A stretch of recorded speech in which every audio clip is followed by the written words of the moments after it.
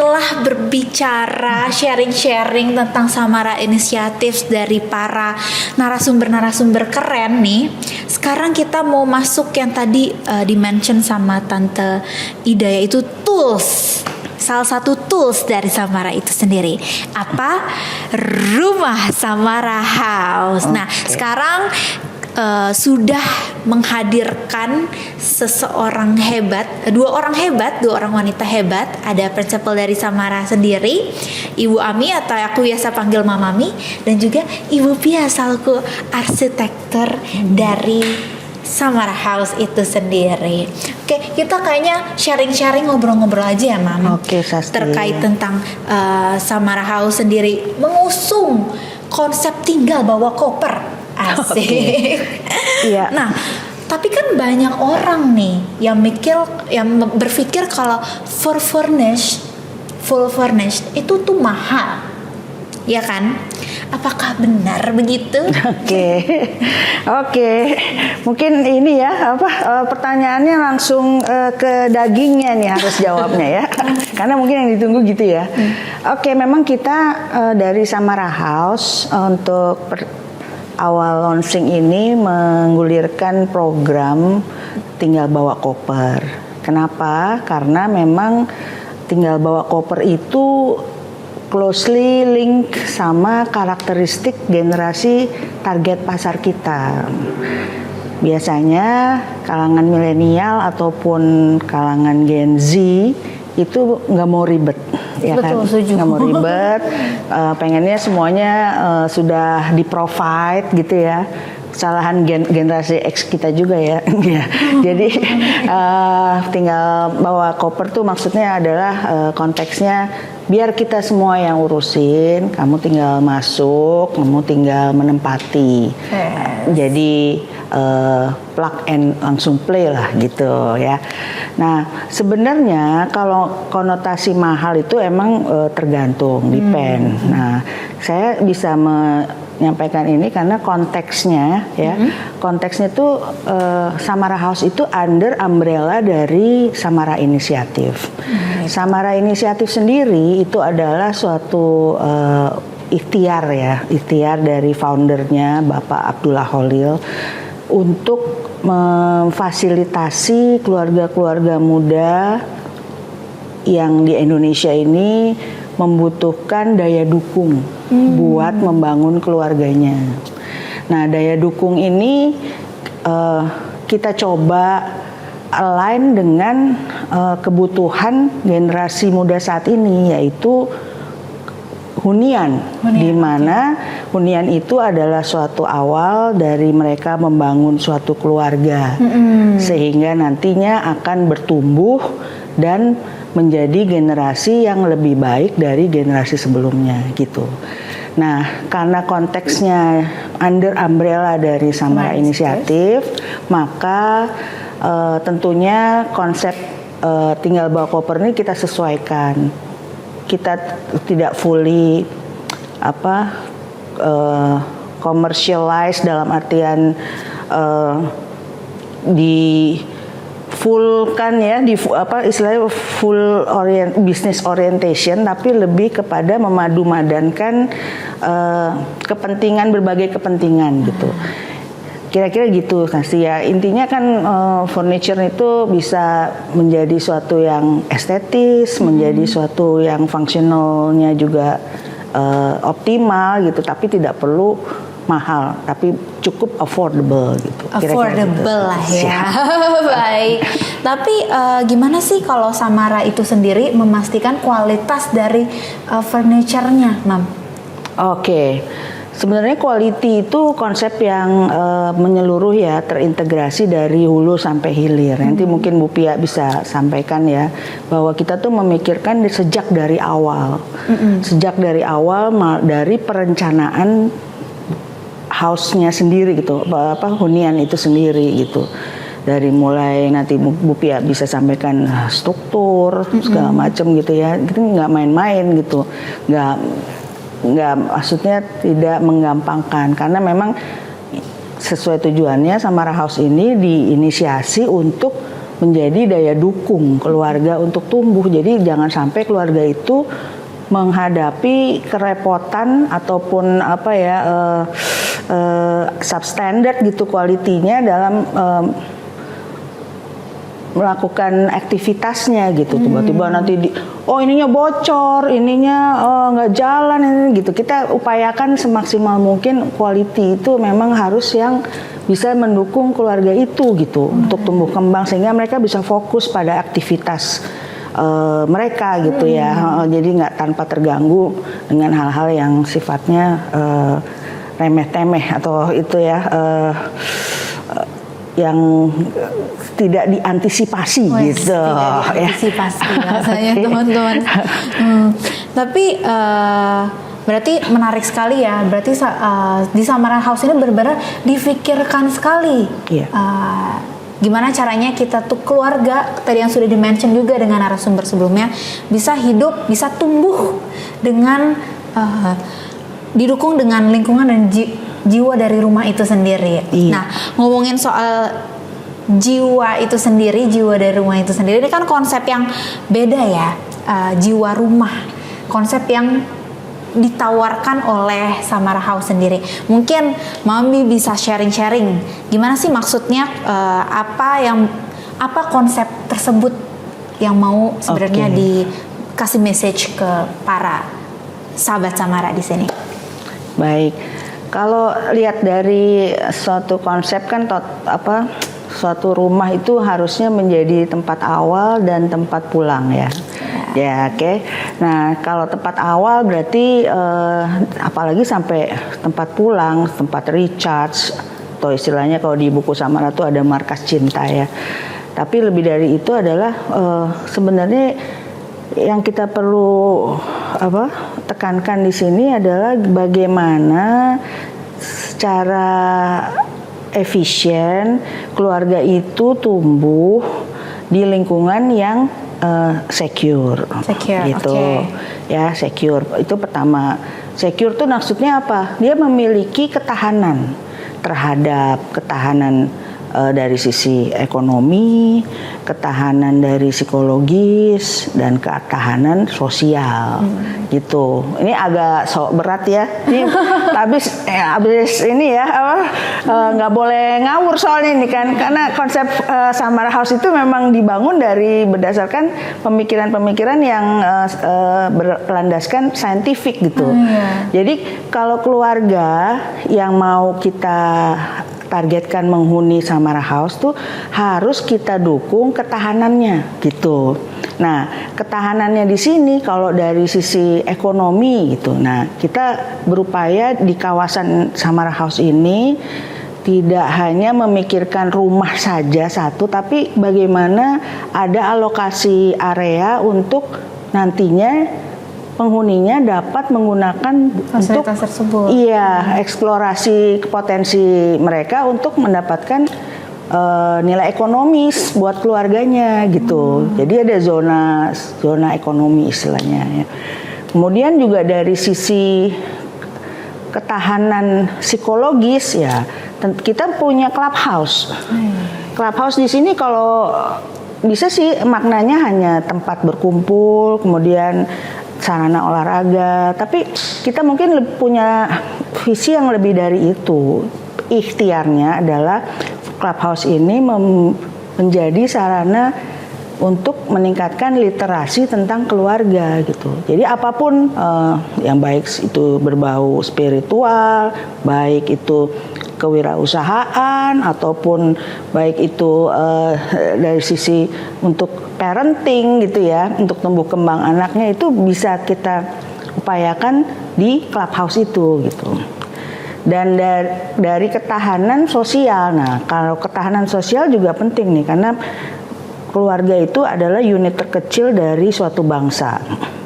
Nah, kalau keluarganya itu kita berada di lingkungan sosial yang baik, yang mendukung, relatively ya, misalnya kita kan surroundingnya di sini kan sekolah dan universitas unggulan ya, kemudian akses juga segala macam mendukung gitu, dan kemudian dengan portofolio hunian yang ada, insya Allah bisa menarik target-target keluarga dengan visi yang sama, sehingga memungkinkan daya dukung sosial untuk masing-masing keluarga ini secara sinergis berkolaborasi untuk tumbuh bareng gitu loh. Bersama. Kira-kira gitu. Konsepnya ya mungkin agak terlalu ngawang, tapi kita coba begini. Nah, konkretnya adalah ya inilah lahan nggak hanya full dibuat hunian, tapi juga ada open space untuk sarana olahraga, kemudian pemberdayaan ekonomi, kemudian juga mungkin yang orientasinya ke environment ya, misalnya pengolahan sampah atau small farming untuk ketahanan pangan ya, seperti itu kira-kira visualisasinya gitu. Wah, dan itu tuh enak banget, kita maksudnya tinggal di sini bisa mengakses itu semua. Tapi in this economy, Mami, saya sih pingin banget ya, maksudnya punya lingkungan yang seperti itu. Tapi in this economy, balik lagi gitu, kayaknya sulit gitu untuk menjangkau, untuk membeli rumah ini, apalagi di generasi-generasi tadi salah satu targetnya juga Gen Z ya, bagian dari kami. Nah makanya itu tadi Samara itu mengangkat skema rent to own. Nah itu bisa dijelaskan nggak sih? Iya. Oke, jadi gini, kita juga menyadari ya bahwa akses untuk kepemilikan hunian itu relatif pasti akan ada suatu atau memerlukan suatu dukungan pihak ketiga ya, pihak financing terutama pembiayaan. Nah, kita lagi mencoba eksplorasi dengan mitra-mitra kita. Kebetulan salah satunya ada yang sudah ada nominasinya adalah Bank Hijrah. Bank Hijrah itu bank digital yang syariah pertama gitu. Kebetulan mereka juga memiliki skema seperti yang tadi Sasti sampaikan. Jadi rent to own. Biasanya kalau cicilan KPR itu kan didedikasikan untuk individu yang memiliki penghasilan tetap ya. Tapi kalau dengan skema rent to own ini adalah kita memberikan atau banknya akan membeli properti, kemudian banknya akan membuat skema dengan individu tersebut berbentuk rent, nyewa, sampai individu itu memiliki kesanggupan untuk mencicil gitu. Sehingga pada saatnya nanti apabila stabilitas finansial customernya itu tercapai, sehingga dia bisa melakukan atau menambah akumulasi yang saldo tadinya rent menjadi ke to own gitu, untuk memiliki gitu ya. Insya Allah ikhtiar ini atau kolaborasi ini bisa terwujud ya dalam waktu dekat ya. Jadi bisa membantu memfasilitasi sekali lagi keluarga-keluarga yang ya tadi profil pendapatannya itu memang bukan profil yang karyawan tetap gitu ya, tapi relatively dia bisa menyesuaikan bagaimana supaya individu tersebut mampu memiliki rumah gitu. Karena sekarang kan trennya begitu ya Mami. Kita kalau misalkan saya pribadi lebih memilih untuk wah enak nih kerja yang tidak terikat, tidak begitu terikat. Nah saya yakin juga rekan-rekan saya juga punya preferensi seperti itu. Nah ini dimudahkan banget. Jadi sangat amat luar biasa. Nah tadi tuh Mami udah mention soal bagaimana sebuah bangunan ini, arsitektur dan lain sebagainya gitu kan. Nah, sebenarnya aku penasaran banget nih, mau langsung aja masuk ke arsitektur dari Samara House ini sendiri. Tapi kayaknya lebih enak kalau misalkan kita sharing-sharing aja nih jatuhnya. Gimana sih awal mula terbentuknya, maksudnya konsep ini dan lain sebagainya. Kan ini kan dicetuskan oleh Mami dan juga hasil diskusi dengan Ibu Pia itu sendiri. Nah, karena di sini kita sudah menghadirkan juga Ibu Pia, mungkin bisa ya Mami jadi silakan ngobrol. Jadi jatuhnya ngobrol-ngobrol gitu sama Mami. Oke, langsung saja saya persilahkan kepada Ibu Pia selaku arsitektur dari Samara House ini untuk mengobrol dengan Mami. Oke. Ini di-cut dulu ya. Sorry. Oke. Ini ditaruh di sini.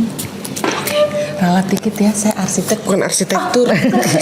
Kalau orangnya arsitek, tapi kalau bidangnya oke. Enaknya di mana sih? Sini aja Ya, kali gue ya. kan bisa juga kan. Nah, sini ya. Gitu? Atau di mana? Iya betul. Iya. Gitu ya. Oke. Langsung Riz. Kipro aja. Oke, Kipro. Oke, jadi kita ingat ya waktu awal kita diskusi tentang konsep Samara House ini dulu cikal bakalnya itu adalah diskusi bahwa dari Samara Inisiatif tuh memiliki suatu pemikiran gitu ya, dalam artian gimana sih menciptakan suatu rumah mewujudkan yang bisa mewujudkan prinsip-prinsip atau nilai-nilai yang diusung oleh Samara Inisiatif gitu kan ya Bu Pia ya. Iya, Karena Samara sendiri kan stand for sakinah, mawadah dan rohmah gitu ya. Jadi kira-kira waktu itu kita diskusi awal gitu gimana ya waktu itu ya? Oh, ini rencananya kan memang berhubungan dengan keluarga, perkembangan suatu keluarga ya. Jadi dari keluarga kecil, kemudian atau malah mungkinnya dari masih single ya, mau merencanakan untuk berkeluarga. Jadi kemudian bertambah jadi menikah, kemudian punya anak, atau mungkin juga masih tinggal sama orang tuanya. Jadi sebuah keluarga itu selalu berkembang sesuai hakikatnya. Jadi akhirnya terpikir untuk oke, kita bikin rumah tumbuh gitu. Jadi dibuatlah bangunan dengan lahan yang terbatas, tidak terlalu besar, tapi untuk di sekarang ini ya sudah lumayan bagus, ini dapat lahan yang lumayan di Samara House ya. Tapi kita bisa maksimalkan. Jadi dari yang masih single cukup 1 kamar mungkin ya, kemudian tumbuh bisa jadi punya anak 1, kamarnya kurang kita nambah lagi gitu, 1 kamar lagi gitu. Jadi 2, mungkin akhirnya mamahnya atau orang tuanya masih ikut sama kita gitu ya. Jadi diakomodir juga, tambahan jadi 3 ruangan. Jadi kemudian kayaknya seperti itu ya kita awal mulanya ya. Jadi disesuaikan dengan pertumbuhan keluarga.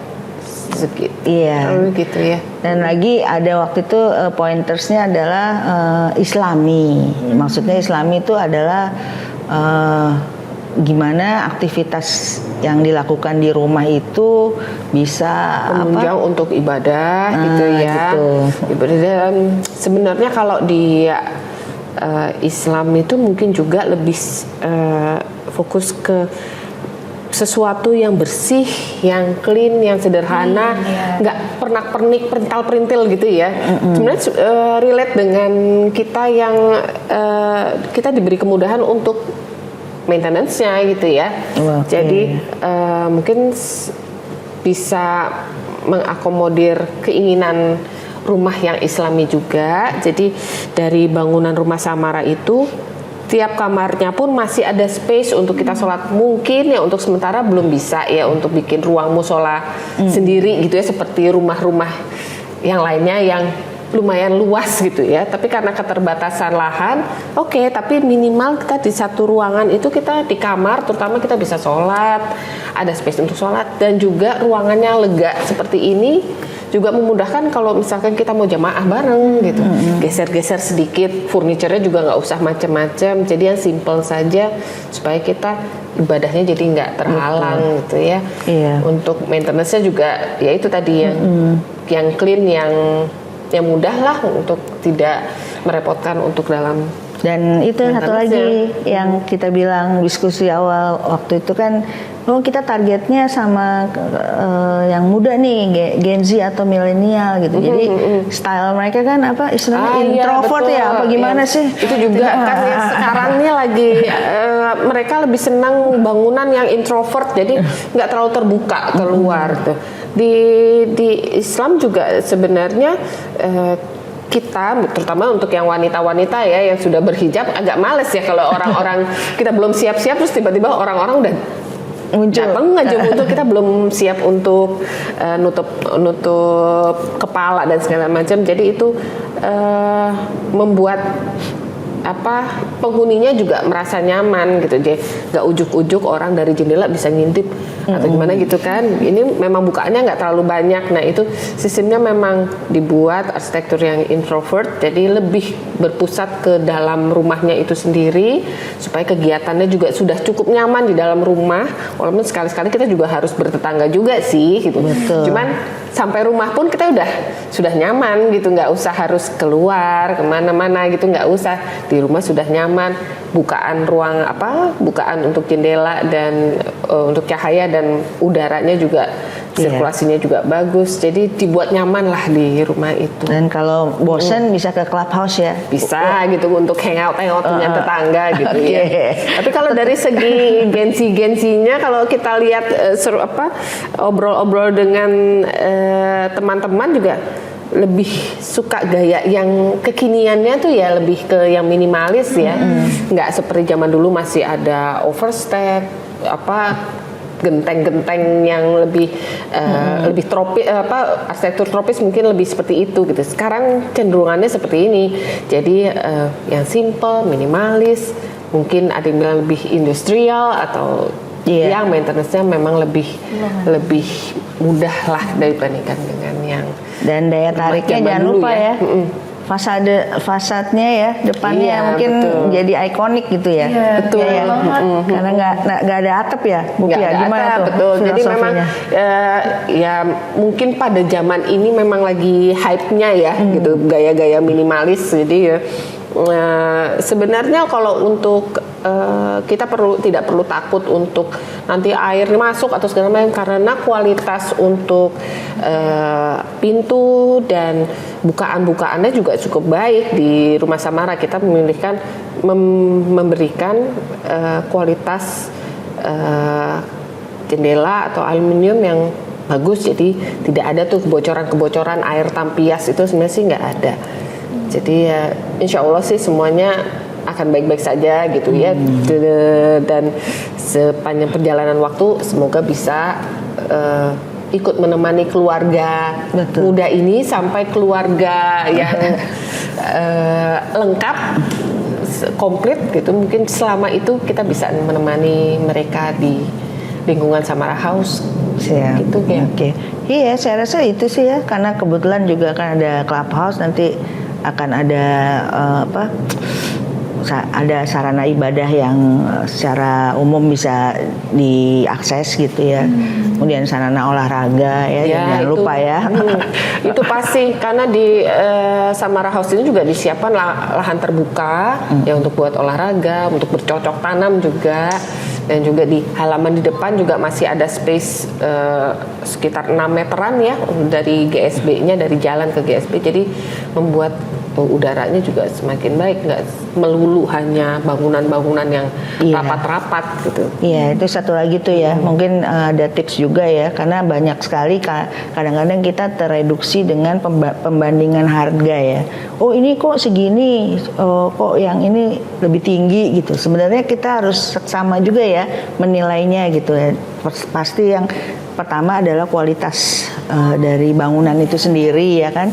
Kemudian yang kedua adalah apakah memang itu secara konsep itu mau di-fullin semua bangunan atau memang harus ada open space yang mendukung gitu, karena dalam nanti kesehariannya itu open space itu ternyata dibutuhkan sekali gitu ya. Makanya sekarang kan jadi cenderung pada pakai rooftop lah segala gitu kan, karena dia udah nggak punya space lagi gitu, jadi dia naik ke atas ya kalau nggak salah ya Bu Pia ya. Oh di kita ini mungkin lebih ke horizonnya jadi bisa lebih fleksibel nih untuk dibuat apa-apa. Jangan kita mau buat padel lagi nanti. Ya. Iya. Gitu. Oke. Perkembangan zaman nggak cuma rumahnya yang tumbuh tapi lingkungannya juga ikut betul ya. Betul, terus kalian juga di lingkungan ini memang kita nggak buat seperti yang rumah yang terkotak-kotak ya, karena tidak ada pagar di sini, jadi interaksi antar tetangga juga diharapkan gitu. Jadi nggak terlalu individual, memang introvert iya gitu ya, tapi tetap ruang terbuka menyatu dengan silaturahmi dengan tetangga-tetangga juga diharapkan di sini gitu ya, karena tidak adanya batasan pagar untuk depan. Kalau di belakang mungkin ya, karena kan beberapa area private-nya pasti dibutuhkan gitu. Tapi kalau di depan kita memang tidak memakai pagar antar tetangga. Jadi untuk supaya kita sama-sama di lingkungan yang relatif ya aman, bukan relatif aman, memang sudah aman gitu, karena dari security, dari keamanannya juga terjamin di sini karena jadi, satu pintu keluar ya. Iya, jadi benar, tinggal bawa koper Sas. Tinggal bawa koper. Semua udah disiapkan oleh Bu Ami. Kan saya. Insya Allah ini.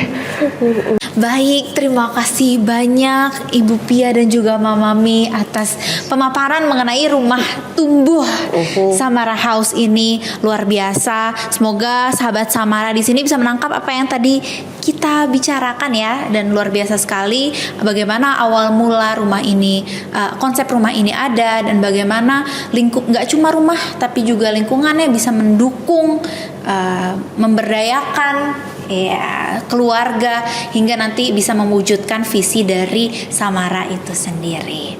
Oke, sekian untuk segmen ini. Terima kasih. Wassalamualaikum warahmatullahi wabarakatuh.